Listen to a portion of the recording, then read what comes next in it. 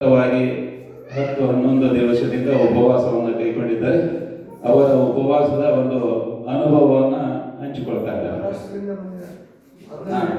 ನೋಡಿ, ಅವರು ಮಹಾರಾಷ್ಟ್ರದಿಂದ ಬಂದು ಇಲ್ಲಿ 10 ದಿನ ಉಳ್ಕೊಂಡು ಉಪವಾಸವಿದ್ದು ತಮ್ಮ ಆರೋಗ್ಯವನ್ನ ಸುಧಾರಿಸಿಕೊಂಡ ಬಗ್ಗೆ ತಮ್ಮ ಅನುಭವವನ್ನು ಹಂಚಿಕೊಳ್ತಾರೆ.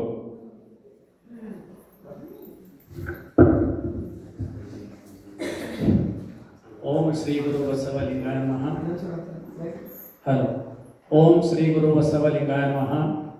ಸೃಷ್ಟಿಕರ್ತ ಲಿಂಗದೇವರನ್ನ ಹಾಗೂ ವಿಶ್ವಗುರು ಮಹಾಮಾನವ ದಲಿತೋದ್ಧಾರಕ ಅಪ್ಪ ಬಸವಣ್ಣನವರನ್ನ ಸ್ಮರಿಸಿಕೊಂಡು ನನ್ನ ದೀಕ್ಷಾಗುರುಗಳಾದಂತಹ ಪರಮ ಪೂಜ್ಯ ಬಸವಾನಂದ ಸ್ವಾಮೀಜಿಯವರಿಗೆ ವಂದಿಸಿ ಇಲ್ಲಿ ಈ ಬಸವ ಪೀಠದ ಮೇಲೆ ಆಸೀನರಾದಂತಹ ಎಲ್ಲ ಪೂಜ್ಯರಿಗೆ ನನ್ನ ವಂದನೆಗಳು.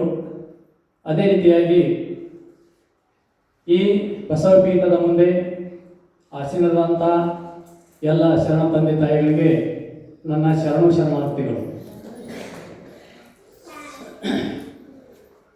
ಇಲ್ಲಿ ಹೇಳಬೇಕಾದರೂ ಸಾಕಷ್ಟಿದೆ, ಸಮಯ ಮಾತ್ರ ಕಡಿಮೆ ಇದೆ. ಅದಕ್ಕಾಗಿ ಆಯ್ತು. ಇಲ್ಲಿ ಆರೋಗ್ಯದ ಬಗ್ಗೆ ಮೊದಲು ನಾನು ಹೇಳಬಯಸುವುದು, ನಾನು 8 ವರ್ಷದ ಹಿಂದೆ ನನ್ನ ವೈಯಕ್ತಿಕವಾಗಿ ನನ್ನ ಕುಟುಂಬ ಸಹಿತ ನಾನು ಈ ಆಶ್ರಮಕ್ಕೆ ಬಂದಾಗ ನನ್ನ ವೈಯಕ್ತಿಕ ವೇಟ್ ಅಂದರೆ ವಜನ 75 kg ಇತ್ತು. ಅದು 6 ದಿನದ ಉಪವಾಸದ ನಂತರ ಅದು 63 kg ಆದದ್ದು. ಅದರಿಂದ ನನ್ನ ಆರೋಗ್ಯ ವಿಶೇಷವಾಗಿ ಸುಧಾರಣೆ ಆದದ್ದು ಮುಂದಿನ 8 ವರ್ಷದಲ್ಲಿ. ಅಂದರೆ ಅಲ್ಲಿಂದ ಇಲ್ಲಿ ತನಕ 63 ನನ್ನ ವಜನ್ ಅಂದರೆ ವೇಟ್ ಉಳಿತು. ಅಷ್ಟೇ ಅಲ್ಲ, ಈ 8 ವರ್ಷದಲ್ಲಿ ತಮಗುರ್ತೈತೆ ಕೊರೋನಾ ಅಂತಕ್ಕಂಥ ಮಹಾಭಯಾನಕ ರೋಗ ಬಂದಿತ್ತು. ಆದರೂ ಸಹಿತ ನಮ್ಮ ಕುಟುಂಬದಲ್ಲಿ ವಿಶೇಷವಾದ ಶಕ್ತಿ ಈ ಒಂದು ಉಪವಾಸದ ಜೊತೆಗೆ ನಮ್ಮ ಬಸವ ಕೃಪೆಯಿಂದ ಉಳಿತಂತ ಇಲ್ಲಿ ಹೇಳಲಿಕ್ಕೆ ಬಯಸ್ತಾ ಇದ್ದೇನೆ. ಇದರ ಜೊತೆಗೆ ಉಪವಾಸ ಅಷ್ಟೇ ಅಲ್ಲ, ನಾವು ಮಾಡ್ತಕ್ಕಂಥ ವಿಚಾರಗಳು ಸಹಿತ. ಯಾಕಂದ್ರೆ ಇವತ್ತು ನಮ್ಮ ತಪ್ಪು ಎಲ್ಲಿ ಆಗ್ತಾ ಇದೆ ಅಂದರೆ ನಾವು ಮಾಡ್ತಕ್ಕಂಥ ಕೃತಿಯಲ್ಲಿ ಆಗ್ತಾ ಇದೆ.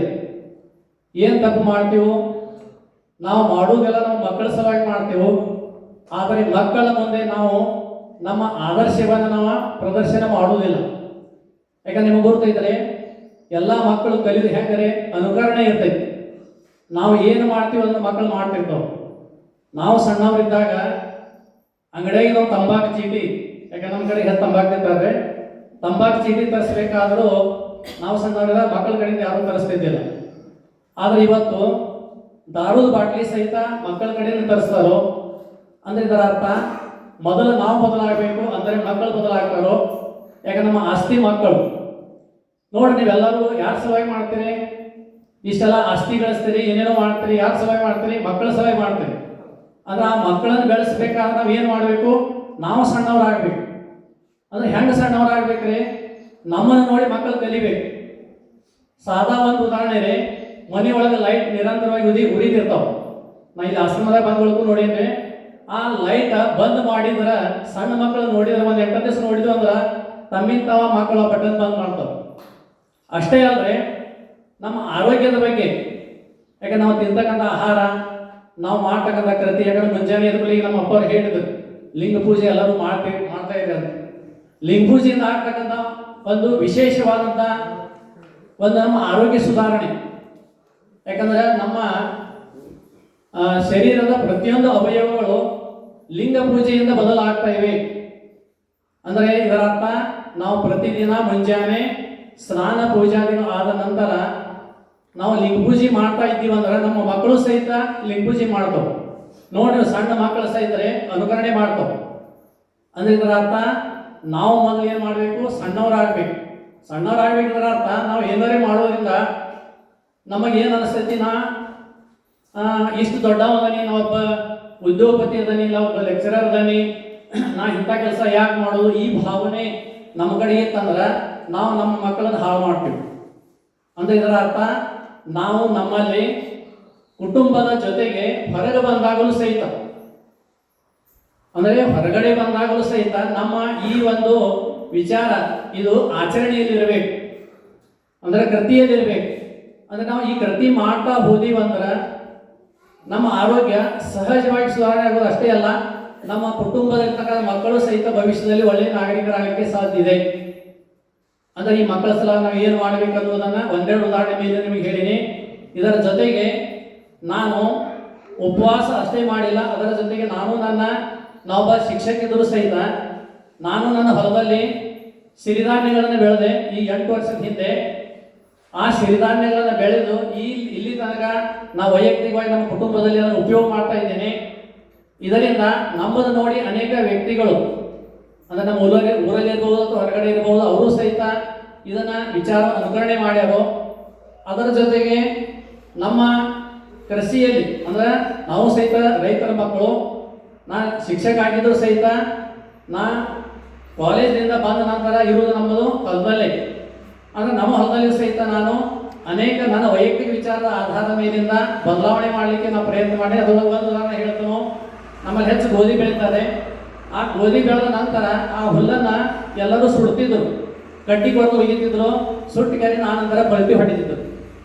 ಆದ್ರೆ ನಾ ವೈಯಕ್ತಿಕವಾಗಿ ಯಾವಾಗ ಆ ಗೋಧಿ ಹುಲ್ಲನ್ನು ರೊಟ್ಟರು ಹೊಡೆದು ಅದನ್ನು ಪಲ್ಟಿ ಹೊಡೆದು ಅದನ್ನು ಖಾತ ಮಾಡಿ ಮುಂದಿನ ಬೆಳೆ ಅದಾದ ನಮ್ಮಲ್ಲಿ ಮೆಕ್ಕೆಜೋಳ ಹಾಕ್ತಾರೆ. ಆ ಮೆಕ್ಕೆಜೋಳ ಯಾವಾಗ ಸರಿಯಾಗಿ ಬರ್ತಕ್ಕಂಥ ಒಂದು ಪ್ರತಿಫಲ ನಮಗೆ ಕಂಡು ಬಂತು, ಆವಾಗ ನಾನು ಮಾಡೋದರ ಜೊತೆಗೆ ಸಾಕಷ್ಟು ಜನ ನಾ ಹೇಳೀನಿ. ಆದ್ರೆ ಎಲ್ಲರೂ ಕೇಳುವುದಿಲ್ಲ. ಈಗ ನಮ್ಮ ಅಪ್ಪವ್ರು ಹೇಳಿದಂಗ ಒಳ್ಳೇದಕ್ಕೆ ಬಹಳ ಜನರಿಗೆ ಆಕರ್ಷಣೆ ಆಗೋದಿಲ್ಲ, ಆದ್ರೆ ನಾವು ವ್ಯಾಸರಿಸೋದಿಲ್ಲ. ನಮ್ದು ಏನು ಕರ್ತವ್ಯ ಐತಿ, ನಮ್ದು ಹೇಳೋ ಕರ್ತವ್ಯ ಐತಿ, ಹೇಳೋದು ಸ್ವತಃ ನಾವು ಮಾಡೋದು. ಅಂದ್ರೆ ನಾವು ಸ್ವತಃ ಮಾಡಿದ್ವಿ ಅಂದ್ರೆ ಅದನ್ನು ಅನುಕರಣೆ ಮಾಡೋರು ಬರೀ ಮಕ್ಕಳು ಅಷ್ಟೇ ಅಲ್ಲ, ನಮ್ಮ ನೆರೆಹೊರೆಯವರು ಸಹಿತ ಅನುಕರಣೆ ಮಾಡ್ತಾರೋ. ಯಾಕಂದ್ರೆ ನನಗೆ ಅನುಭವ ಐತಿ. ನಮ್ಮ ಕಾಲೇಜ್ದೊಳಗೆ ನಮ್ಮ ಮಕ್ಕಳು, ನಾ PUC first year second year ಕಲಿಸ್ತಾ ಇದ್ದೆ, ಅದು ಕನ್ನಡ ಮತ್ತು ಮರಾಠಿ ಮೀಡಿಯಮ್. ಆ ಮಕ್ಕಳು ಕಾಲೇಜ್ದೊಳಗೆ ಅಂದರೆ ಮಾಡ್ತಕ್ಕಂಥ ಕೃತಿಯೊಳಗೆ ಬದಲಾವಣೆ ಹೆಂಗೆ ಮಾಡಿದೀವಿ ಅಂದ್ರೆ, ನಾವು ಸ್ವತಃ ವರ್ಗದೊಳಗೆ ಹೋದ ಕೂಡಲೇ ಕಸ ಬಿದ್ದಿದ್ದ ಸ್ವಲ್ಪ ನಾವು ಕಸ ತೆಗೆಯೊಳಗೆ ಹಾಕೋದಕ್ಕ ಪೂರ್ಣ ವರ್ಗದ ಎಲ್ಲ ವಿದ್ಯಾರ್ಥಿಗಳು ಸ್ವತಃ ಅದನ್ನು ಅಂದ್ರೆ ಅವ್ರಿಗೆ ಸ್ವಲ್ಪ ನಾಚಿಕೆ ಬರ್ತದೆ. ಯಾಕಂದ್ರೆ ನಾವು ಕಾಲೇಜ್ ಮಾಡಿದೆವು, ನಾವು ಹೆಂಗೆ ಮಾಡೋದು ಭಾವನೆ ಇರ್ತದೆ. ಯಾವಾಗ ಅವ್ರು ನಮ್ಮ ಸರ ಮಾಡ್ತಾರೆ ಅಂದ ಕೂಡಲೇ ಅವಾಗ ಅವ್ರು ಏನು ಮಾಡ್ತಾರೋ ನಾವು ಮಾಡಬೇಕು ಅನ್ನೋ ಭಾವನೆ ಬರ್ತದೆ. ಹಿಂಗೆ ಇಷ್ಟೇ ಅಲ್ಲ, ಈ ರೀತಿಯಾಗಿ ಸಮಾಜದಲ್ಲಿಯೂ ಸಹಿತ ನಾವು ವೈಯಕ್ತಿಕವಾಗಿ ನಮ್ಮ ಸಲುವಾಗಿ ಯಾವುದೂ ಮಾಡಲಾರದೆ ಇಂದಿನ ಬಾಲಕ ನಾಳಿನ ನಾಗರಿಕ, ಅದಕ್ಕಾಗಿ ಭಾವಿ ನಾಗರಿಕರ ಸಲುವಾಗಿ ನಾವು ಈ ರೀತಿಯಾದ ಅನೇಕ ಬದಲಾವಣೆಗಳನ್ನು ಮಾಡಬೇಕು ಅಂತಕ್ಕಂಥ ಒಂದು ಆಹ್ವಾನವನ್ನು ಮಾಡಿ ನನ್ನ 2 ಮಾತುಗಳನ್ನು ಸೃಷ್ಟಿಕರ್ತ ಲಿಂಗದೇವರ ಪಾದಕ್ಕೆ ಅರ್ಪಣೆ ಮಾಡ್ತಾ ಇದ್ದೀನಿ. ಶರಣು ಶರಣಾರ್ಥಿ.